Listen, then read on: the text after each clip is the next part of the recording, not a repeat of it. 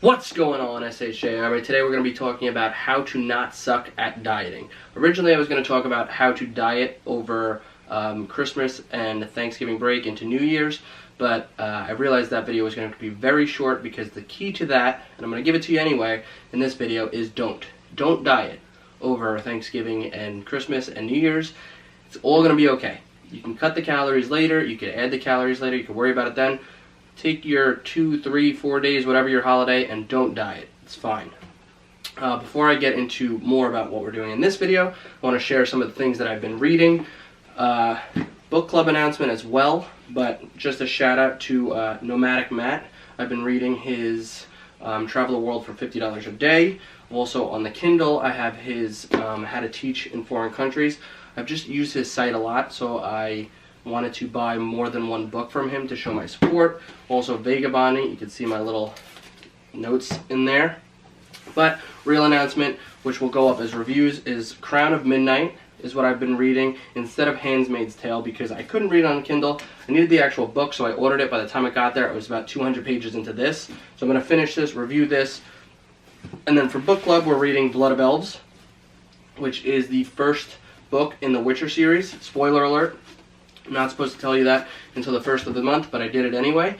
And basically in this video I want to talk about calories, how to count them, how not to count them, what diets work. We've talked about how to choose the right diet for you, but I want to give you some tips and tricks, what I do specifically for calorie counting, because I continuously get more and more questions on if I have a hard time hitting my protein or my macros or whatever. I do have full day of eating videos, 2 or 3 of them, that you can go to. I'm going to put it here or here, one of them, whichever I think is best. So you can see how I kind of count throughout the day with that. But I want to talk about it a little bit more in one specific video, talk about all of it. I'm not going to talk fully about choosing the right diet, the same video that I've already done, which I'll put there or there. But I am going to talk about some little highlights and what I do as far as my meal placement throughout the day. So it's just going to be some tips and tricks. But anyways, cue the music, pop the monster, let's do it.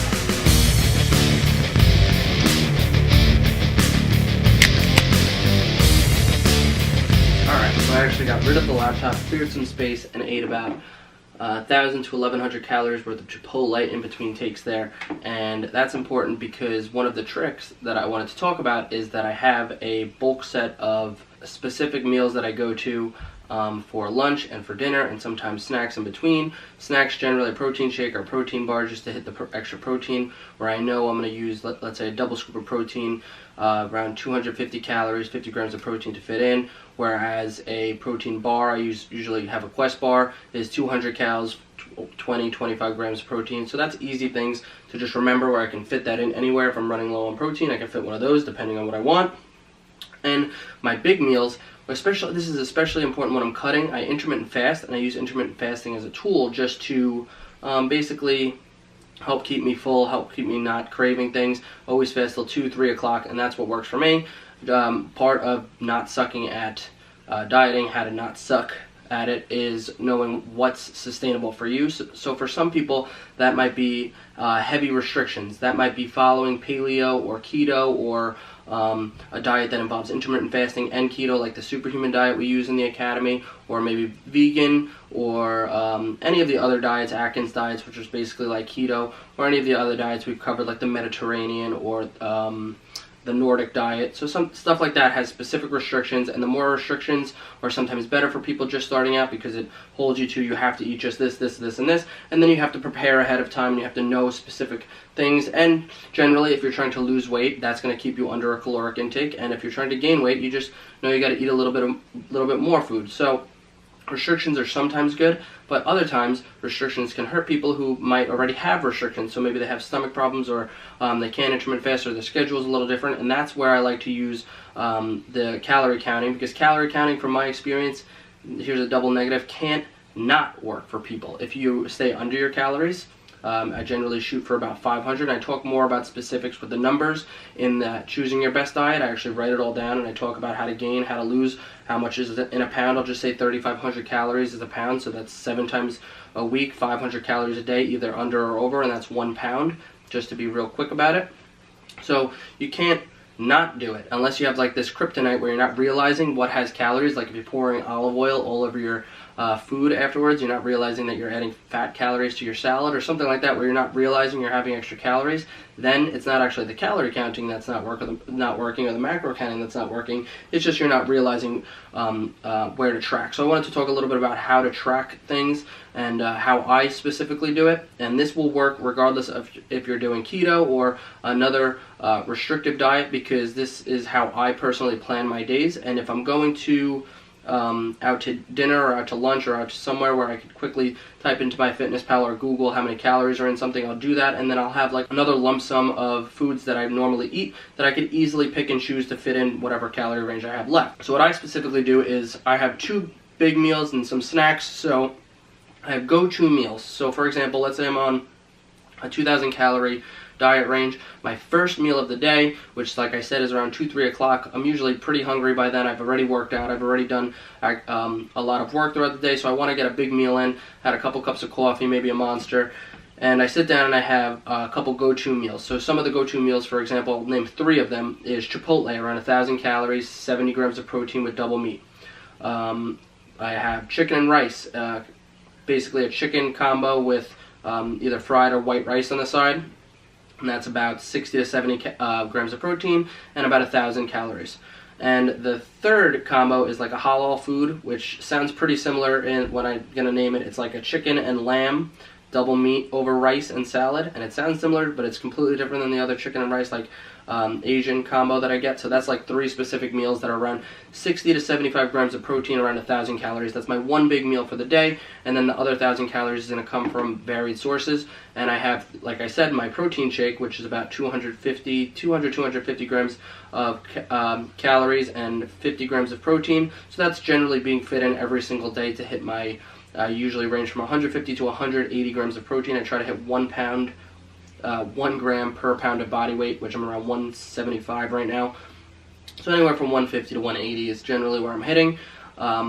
So protein shake is generally hit, so that's another, let's call it 250, so now we're at 1250. And then my last meal of the day is going to range from either I'm picking at a protein bar if I'm on the go or something like that, or I might be having already tracked that I'm going to get dinner and I know what I'm going to order, and that's why I was able to eat that bigger meal at the beginning of the day. Or I use my lump sum of secondary meals, which are my go-tos, which I'll have like, let's say, 6 egg whites and oatmeal on top of the protein shake, or I'll have 6 egg whites with a little sauteed spinach and mushrooms, or I'll have chicken and rice again depending on what I had for my first meal, or I'll just have like rice on the side of a different type of protein like steak. So I have these go-to meals that I know specifically how much the calories are. I know if I need to fit in protein with little amount of calories, I'll go with like 6 egg whites, or I'll go with a protein shake or a protein bar. So those are really easy to fit in. I like a lot of volume on my second meal before I'm done for the day at like 8 o'clock. So I try to go with like a salad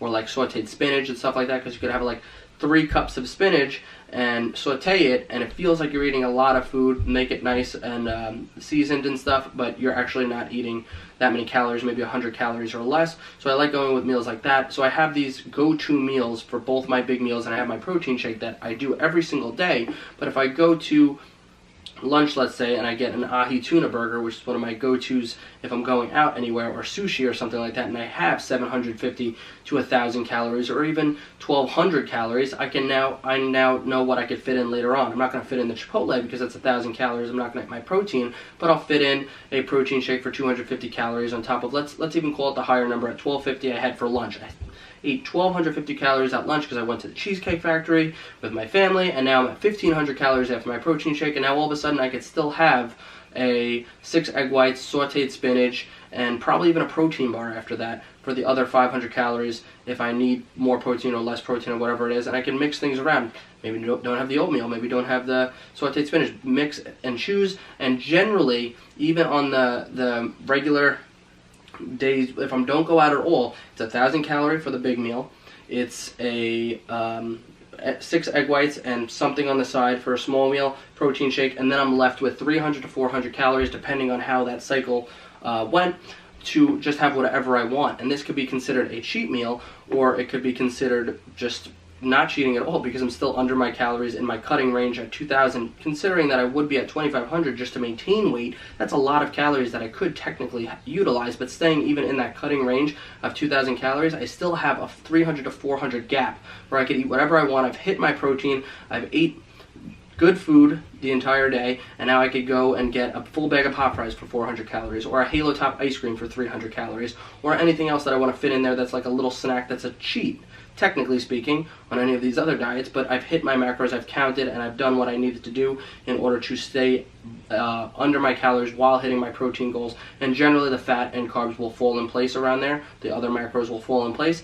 And basically that's how I do my counting. That's how I track my day. I have a bunch of go-to meals, and I would say 80% of the time it's one of the big meals, eggs, sauteed spinach, or oats, depending on one of those meals, and then a protein shake, leaving me around, let's call it 1,500, 1,600 calories, and enough room to eat whatever I want in a 300 to 400 calorie range. I sometimes save that to go to the movies. I sometimes save that to just eat some junk food at the end of the day before I'm done. And it doesn't matter because I'm under my calories and I'm still losing weight by doing that. And that's personally my opinion, how to not suck at dieting. It's know what is sustainable for you, plan it out accordingly, have some go-to things and know what their calories are, or if something more restrictive is better for you, choose that and do that, and then start memorizing, start feeling out what kind of calorie ranges certain foods have, and be aware of it. So if you are doing paleo or keto or one of these other diets, you're aware of your caloric range.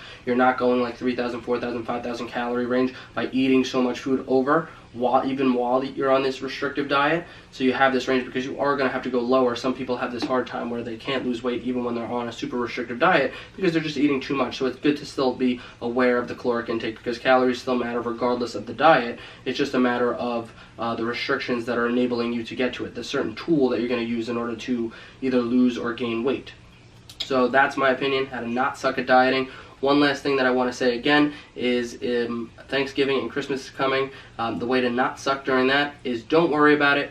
The chances are even if you're trying to cut right now, let's say you are at 1,500 to 2,000 calorie range and you eat 2,500 to 3,000 the one day on Thanksgiving, or the 2 days in a row, you're over 1,000, let's say 1,000, 1,500. It's not even a pound.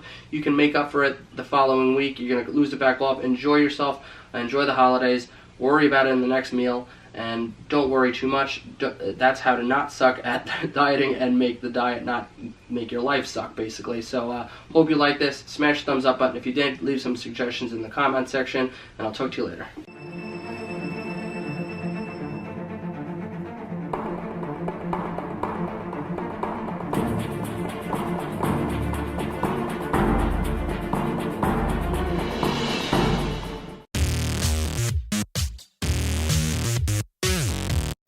Hey guys, I love pepperoni, and if you subscribe to the channel, like the videos, and check out the links below, I'll get to eat more pepperoni, like, cause I'm a puppy, and I love pepperoni.